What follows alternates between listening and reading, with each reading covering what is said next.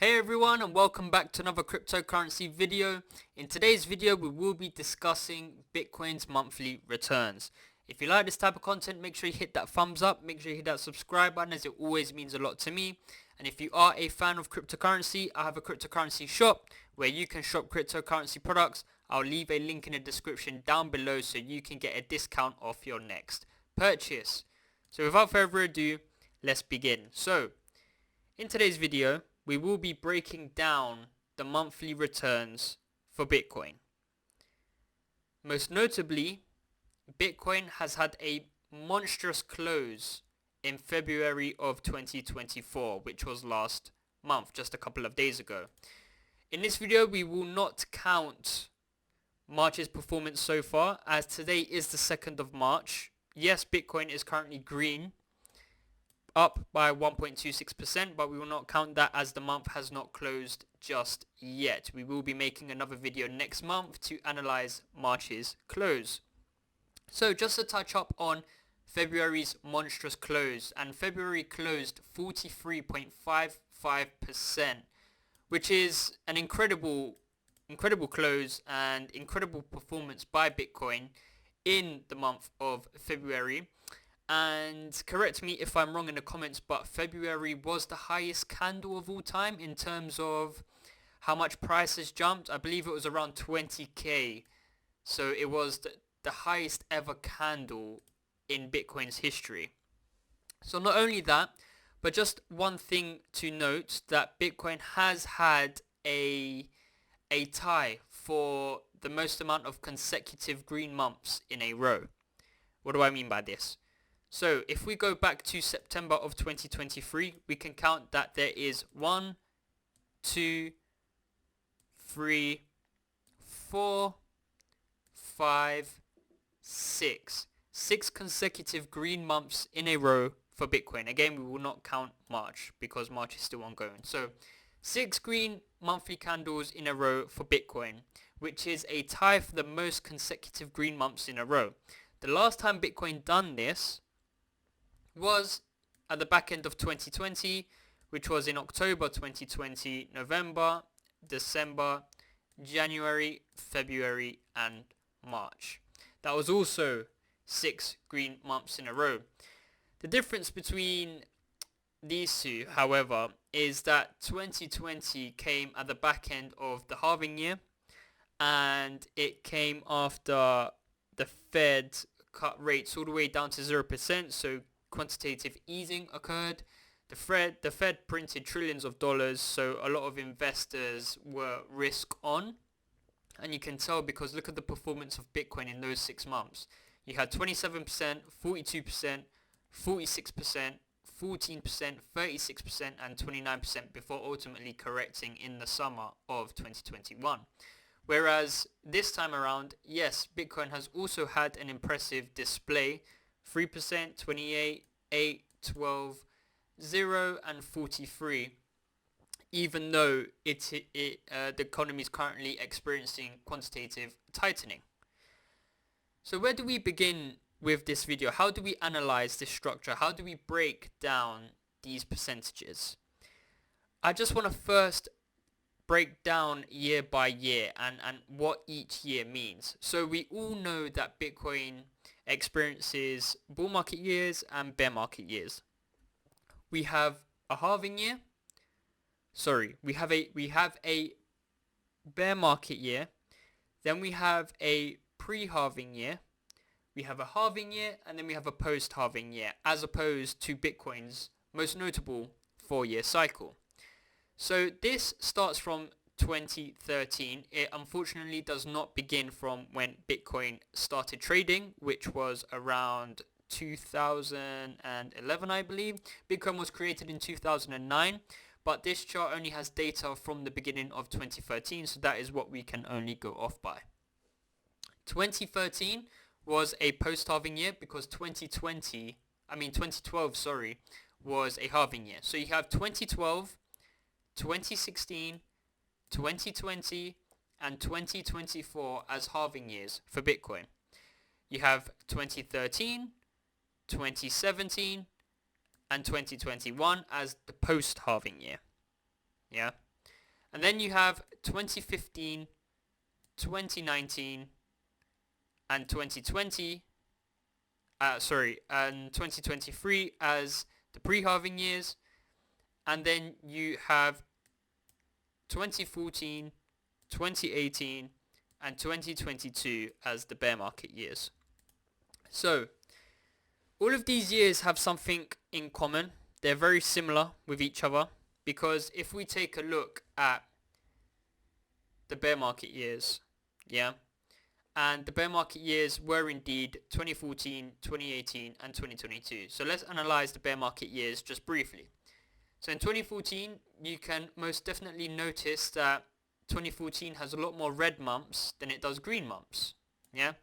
And that is what you could class as a bear market. That could be just one standard deviation of how you could class Bitcoin in a bear market, because if you just look at the performance over the course of the year, yes, it is there are more red months, but these red months significantly outweigh the green months just by the look of these percentages. Just like in 2018, you can see that there are a lot more red months than there are green months, and these red months significantly outweigh the green months. Just like also in 2022, where the red months significantly outweigh the green months. Yeah, you got the picture. Just like in a pre-halving year, where 2015 was red for half the time and green for half the time. You could count in 2015, there was 1, 2, 3, 4, 5. There was 5 red months and 1, 2, 3, 4, 5, 6, 7. So there was 7 green months and 5 red months in the pre-halving year of 2015. If we take a look at 2019, again, it's around half and half, where you have 1, 2, 3, 4, 5, 6 red months and 6 green months. I will come on to 2023 in just a second, because 2023 is the famous anomaly, which is why I wanted to dive deep into and analyze this video. If we take a look at the bull market years, as in the halving year, so you have 2016, where you can ultimately see that there are more green months than red months, and these green months outweigh the red months. Just like in 2020, again, you can see that the green months most notably outweigh the red months. So where does that leave us today? So if we take a look at 2023, 2023 is a pre-halving year. In prior pre-halving years in Bitcoin's history, so in 2019, 2015, Bitcoin went up half the year and went down half the year in terms of in green and red months. We're not going to talk about the price action, because this is just mostly how the month closes throughout the year. Because in 2015, yes, the market could have ended the year positively, but in terms of how many green months and how many red months, they were similar, just like 2019. 2019 closed the year higher than it started with, but there were 6 red months and 6 green months. Do you understand what I mean? In 2023, however, an anomaly occurred where majority of investors, including myself, and I have been taken by surprise, expected the Bitcoin price to at least have a couple of more red months throughout the year. In 2023, Bitcoin closed the month with 9 green months and 3 red months, which is incredible. And by that standard, that ultimately compares to the bull market years, either the halving year or the post-halving year. That is what this monthly percentage chart incurs or suggests. We are now in the year of 2024, which is the halving year for Bitcoin. The halving year for Bitcoin, we should generally expect high yield returns, right? Because it's the halving year, that's what sparks the bull market, and Bitcoin goes on its most famous bull market rally. We are now in our 7th green month in a row. So where does that leave Bitcoin in the present, and where does it leave it in the future? We've discussed the past. Where does that leave us in the present, and where does that leave us in the future? So presently, we have March until the end of the year. Yeah, so we have from March until December. At present, yes, Bitcoin is in the green for March. And if it does close green, that means it would make a new record for the amount of consecutive green months in a row. If we take a look at the average and median ranges for Bitcoin's performance over these months, typically speaking, March has an average percent of plus 12 and April has an average percent of plus 15. So March and April could be great months for Bitcoin. However, on the other hand, when we get to the summer months, that is when things may take a slight turn. And the reason for that, if you can see that from May to around September, you can see that Bitcoin's performance is not as great as it is in the other months. You can see May is 7%, which is okay, yeah, that's fine. June is only 0%. July is 7%, just like May. August is only 2%. And September is actually a negative month of minus 4.78%. And bear in mind that September is the only month that is negative. So between these months, if you compare the other months, just like February, March, October, November, they're all in the double digits of percentages. You also have January and December, which have small percentage amounts. But the months ranging from May to September have the smallest range and have the smallest median range, because these months also experience negative median ranges, just like May, just like August, and just like September. So why is that? What could the reason be? And the reason for it is, I don't want to say Bitcoin or crypto related, because it probably isn't. It is probably more due to the fact how the S&P typically takes a dip around the summertime.